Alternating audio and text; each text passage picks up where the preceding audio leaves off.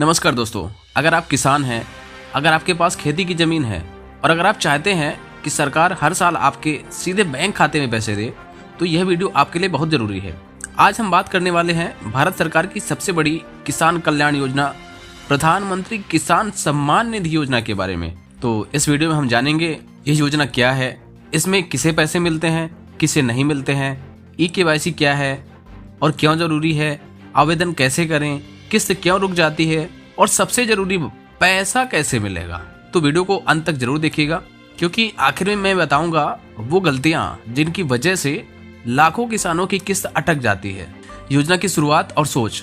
भारत एक कृषि प्रधान देश है। आज भी देश की आधी से ज्यादा आबादी प्रत्यक्ष या परोक्ष रूप से खेती पर निर्भर है।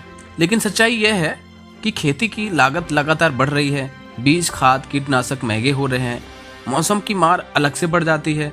इन्हीं समस्याओं को देखते हुए भारत सरकार ने 24 फरवरी 2019 को प्रधानमंत्री किसान सम्मान निधि योजना की शुरुआत की। तो इस योजना का मकसद था किसानों को न्यूनतम आय का सहारा देना, खेती के जरूरी खर्चों में मदद करना, किसानों को कर्ज से बचाना। यह योजना पूरी तरह केंद्र सरकार द्वारा वित्त पोषित है, यानी राज्य सरकारों पर कोई अतिरिक्त आर्थिक बोझ नहीं। अब बात करते हैं कितनी राशि मिलती है। इस योजना के तहत हर पात्र किसान परिवार को 6,000 प्रतिवर्ष दिए जाते हैं। यह राशि मिलती है 2000 की 3 किस्तों में। किस्तों का समय अलग अलग है, जैसे पहली किस्त जो है वो अप्रैल से जुलाई के बीच में, दूसरी किस्त अगस्त से नवंबर के बीच में, तीसरी किस्त जो है वो दिसंबर से मार्च के बीच में आती है। सबसे खास बात यह है कि पैसा डायरेक्ट बैंक ट्रांसफर, मतलब सीधे किसान के बैंक खाते में आता है।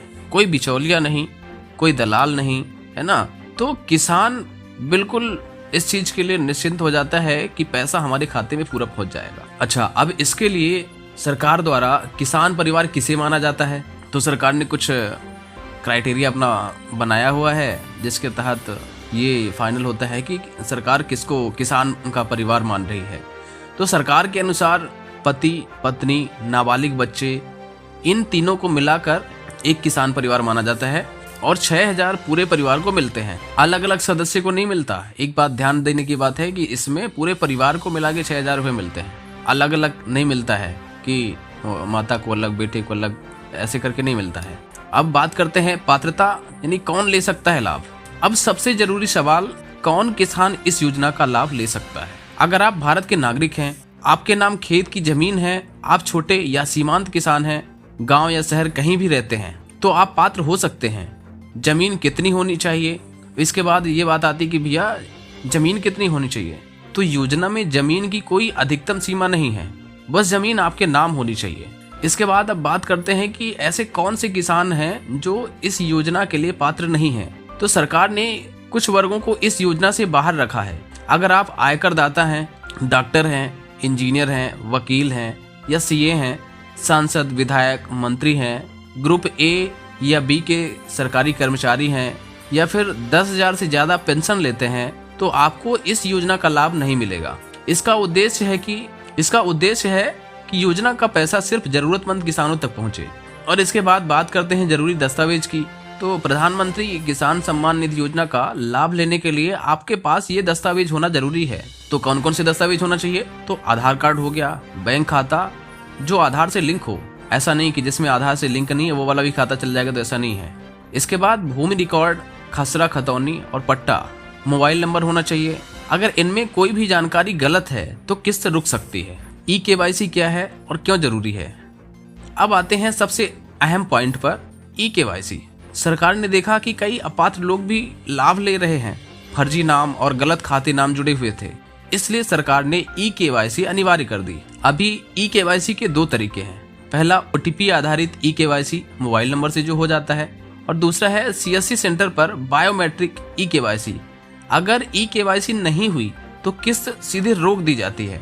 इसके बाद बात करें कि आवेदन कैसे करें, तो ऑनलाइन आवेदन प्रक्रिया pmkisan.gov.in वेबसाइट खोलें, न्यू फार्मर रजिस्ट्रेशन पर क्लिक करें, आधार नंबर डालें, राज्य, जिला और गांव चुनें, जमीन और बैंक की जानकारी भरें, फॉर्म सबमिट करें और ऑफलाइन आवेदन के लिए नजदीकी सीएससी सेंटर पर पंचायत अथवा पटवारी अथवा कृषि विभाग कार्यालय जाएं। किसी एजेंट को पैसा देने की जरूरत नहीं है।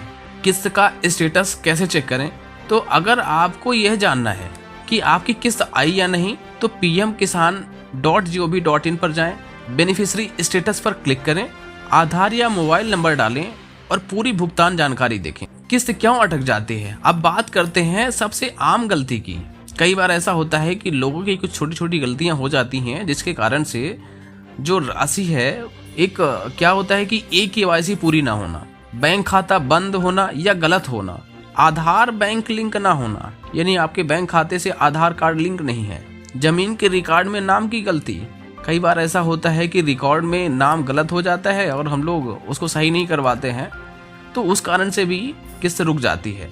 परिवार में डुप्लीकेट एंट्री, ये ऐसी कुछ स्थितियां होती हैं जिसमें किस्त रुक जाती है। अब इन चीज़ों का समाधान क्या है, तो समाधान में CSC सेंटर जाएं, दस्तावेज सही कराएं, दोबारा सत्यापन करवाएं।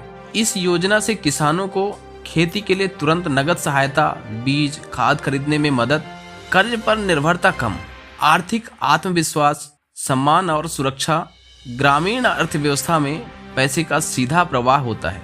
आज PM किसान सम्मान निधि योजना दुनिया की सबसे बड़ी किसान आय सहायता योजना है। करोड़ों किसानों को लाभ मिला, लाखों करोड़ों रुपए डायरेक्ट बैंक ट्रांसफर से ट्रांसफर हुआ, पूरी तरह डिजिटल और पारदर्शी। हर साल अपनी जानकारी चेक करें, KYC समय पर कराएं, बैंक खाते को सक्रिय रखें, किसी दलाल के चक्कर में ना पड़े। और प्रधानमंत्री किसान सम्मान निधि योजना किसानों के लिए सिर्फ 6,000 नहीं, यह सरकार का एक भरोसा है कि देश का किसान अकेला नहीं है। अगर आप पात्र हैं और सही दस्तावेज हैं तो यह योजना आपके लिए सीधा, सुरक्षित और सम्मानजनक सहारा है।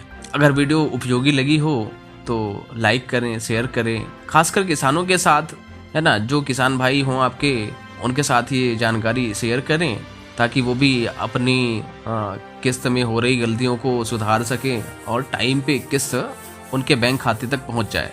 और कमेंट में लिखिए अगर खाते में किस्त आई, कमेंट में लिखिए आपके खाते में किस्त आई या नहीं। चैनल को सब्सक्राइब करें और साथ में कमेंट में लिखिए आपके बैंक खाते में किस्त आई या नहीं।